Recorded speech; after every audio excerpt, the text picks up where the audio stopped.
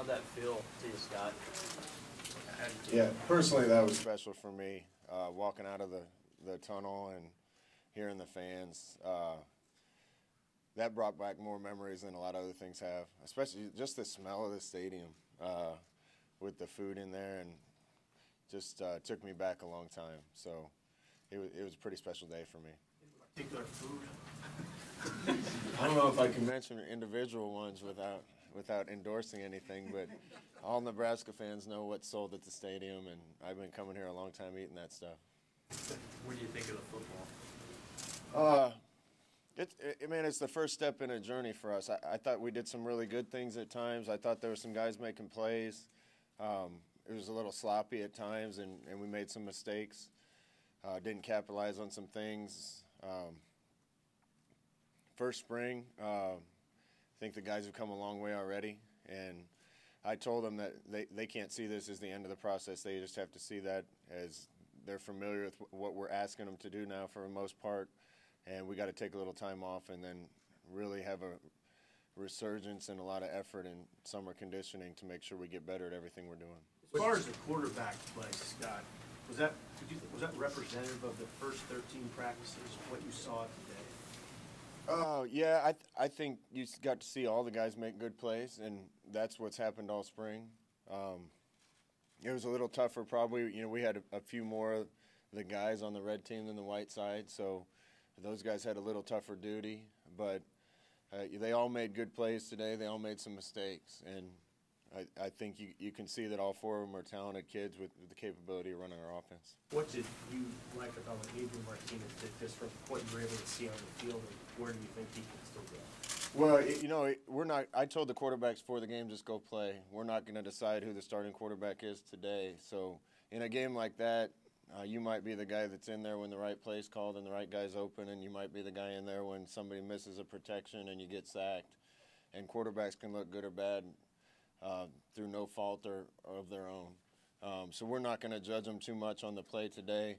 Just speaking about Adrian, the one thing that really impresses me is his composure as a 18-year-old that should still be in high school to come out and do some good things. So that was a good job, but I thought all four handled the situation really well. Scott, what were your thoughts of Greg Bell at running back? Greg's got a gear that is pretty special. I think he's got good vision. He's got to get lined up a little faster, be a little more urgent sometimes, but he does some special things when the ball's in his hands. Does today's work really solidify things kind of across the board in terms of where everybody's sitting on depth charts, whether or not they're possibly considering sticking around and elsewhere, or is that going to be something where you take today, you look back across all the other practices, and then make a determination from there? Well, how do you think we should do it? I'm not going to hit the big bucks. No, we're not going to make any decisions about depth chart right now. I think repetition usually, with all the repetition we get, it usually clarifies itself, and we don't have to do much with that. But I keep saying it's really hard to judge people until everybody's familiar with the scheme and playing on an even playing field. Once everybody knows what they're doing and we can really start to evaluate who's doing the job a little better than somebody else, then we'll make some of those decisions. Next 2 weeks before school gets out, will you sit down with every guy individually and kind of let them know kind of where things are at going into the summer? Yeah, I'm actually going to start meeting with the guys on Monday. I didn't get a chance to actually meet with everybody individually right when I got here. I've got to know all the guys now, and I want to sit down and have individual meetings with them. But we're actually going to practice on Monday. We've only had 13, and we have a window for one more. So we're going to do some type of practice on Monday, and then I'll start individual meetings with guys after that. When you're not calling plays and you're on the sideline or watching behind, where do your eyes go? What were you sort of looking for as the day progressed? I was just trying to watch effort, maybe see more things than I'd be able to as a play caller. Mostly watching the offense because I got a lot of guys on the defensive staff that I trust to do their job. But I was kind of enjoying the day a little bit as a fan. I don't get to just watch football very often, and I was coaching some, but also just kind of taking it in and enjoying the experience. Who gave great effort in your mind? I saw good effort from a lot of guys. I thought Dedrick Young really played hard. Will Honus really played hard. He's been playing hard all spring. Saw Ben Stilley playing hard. a lot of the guys that we need to be leaders were really attacking it and giving effort, and that's what we need, and we need more of it. Scott, you're looking around, soaking in the environment. What stood out to you? Anything in particular? Well, the stadium's changed quite a bit since I was here.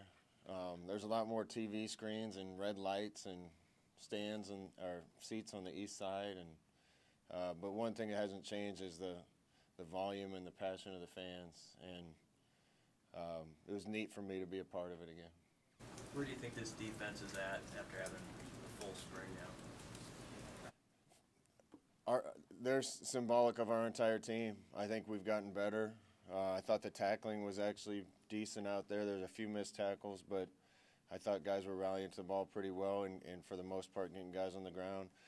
But, you know, they're just like every other part of our team. We're taking the first baby steps here, and nothing that we're doing right now is where I want it to be or where the coaching staff wants it to be. But it just doesn't happen overnight. We have to be patient as coaches to teach lessons as problems arise and continue to develop and get guys in better shape and get guys stronger and get guys more familiar. And sometimes you get impatient as a coach and think it's going to happen overnight. It's not. So I've seen improvement from a lot of guys, and I've seen overall improvement from our team, but none of us are happy with where it is yet. Do you remember at your last job the day that the team clicked, that everybody got on the same page at the same time, and it just felt different, and do you look forward to that time happening here? Yeah, you know, it's a different experience for us because we've been through the same thing with another team the last 2 years. And the team we were coaching before this probably didn't click until fall camp of year 2. I hope it happens sooner than that here, but that's really when 2 years of work with Zach in the weight room kind of took hold. That's when 2 years of recruiting helped supplement our team. That's 2 years of being in our culture, 2 years of figuring out how to play as a team and care about each other. We even had some problems that second summer, and when we got those cleaned up, everybody just seemed to bond and come together, and it was a special group. And I don't know if it was one moment, but nothing happens like overnight or at the flip of a switch, but you can just feel it coalescing and coming together.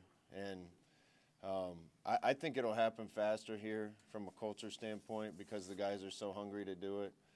But the rest of it's still going to take time, and we'll see when it all comes together and pops. Scott, Sean Neal got through for a couple sacks. How would you characterize his spring? I keep answering a question the same way. I saw him get better. You know, I think he got a lot better in the winter, getting stronger and getting leaner, and he's got the body type that we're looking for at that position. We just need him to be productive. A lot of guys on our team weren't in good enough shape, still aren't in good enough shape for the pace we want to play at.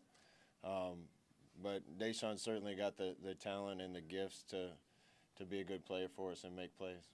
Davis was on the inside today. Is there a particular spot that you would prefer him at on that D-line? The Davis twins, I think, are going to be capable to play all 3 spots on the D-line, and we actually had to split those guys up on the team today. Our numbers aren't very good. Our depth isn't great right now, particularly at defensive back. It was really bad for us in this game, D-line. We had to have enough guys just to make sure we get through the game, and with those guys' ability to play both, we had to get them on different teams. Please mention procedural and the motion stuff early on. Is that struggling to keep up with the pace, or where do you attribute things like that? No, that's detail. That's discipline and detail, and we got to keep coming along with that. Those things get even harder when you're tired. Those things get even harder when you're pushing the pace, but those things aren't acceptable around here. So, again, we can't get impatient and think that we're going to be perfect in day one or spring game number 1. But I thought it did get better in the second half. I don't know how many penalties there were in the second half, but it didn't seem like many. So we'll keep cleaning things up and getting better from that standpoint. Most of when the offense was going, you're snapping about 25. I would assume that is just kind of a benchmark. And ideally, where would you like the ball being snapped on the play clock? People always ask me where I want it snapped on the play clock, and I don't know if I've ever really dug into that. I just want it to be fast. And you can make tempo fast, But you really start to notice when it's fast enough that it's putting the defense on their heels when they can't get lined up. I don't think we're quite urgent enough yet. So I don't know exactly how much time I want on the clock when they snap, but I just know I want it to get faster. Hey, Scott, just talking about the kid who won the $25,000 on that catch out there. Reaction was pretty big by the team. What'd you think? I think they picked the wrong guy. Noah Vedral told me he ran track against him, and he was a good athlete. I think he said he was from David City, Aquinas. He looked like the type of guy that could catch it, and he came through. So everybody was jacked for him. Thanks, guys.